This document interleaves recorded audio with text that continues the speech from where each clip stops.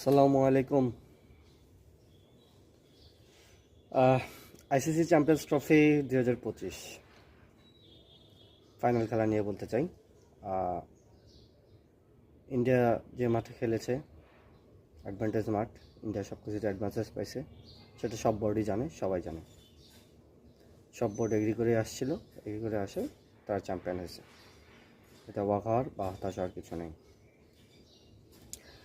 এক কথায় প্রকাশ, যদি এটাকে আমি দর্শকের ভাষায় বলি, তাহলে এটা হচ্ছে আইসিসি চ্যাম্পিয়ন্স ট্রফি নয়, এটি ইন্ডিয়া জিতেছে দুবাই ট্রফি।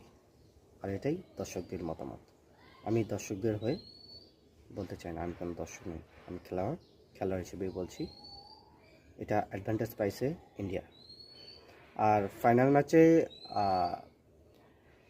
পাকিস্তান ছিল হোস্ট, পাকিস্তানের কেউই ছিল না ফাইনাল ম্যাচে, এবং ট্রফি দেওয়ার টাইমে কেউই ছিল না।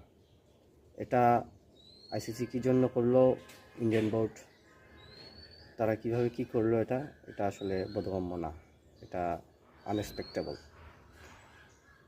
সো ক্রিকেটটা আসলে বিকেন্দ্রীকরণ হয়নি, এটাকে আসলে আরও ছোট করে নিয়ে আসা হয়েছে ইন্ডিয়ার জন্য। সো ইন্ডিয়া কীভাবে চ্যাম্পিয়ন হতে পারে, এটা আইসিসি এবং ইন্ডিয়ান বোর্ডের মেইন লক্ষ্য। যেমন হোক চ্যাম্পিয়ন করতে হবে, এটা হচ্ছে আসলে তাদের টার্গেট।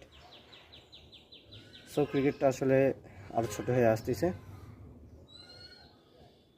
এভাবে আসলে ক্রিকেট খেলা সম্ভব না।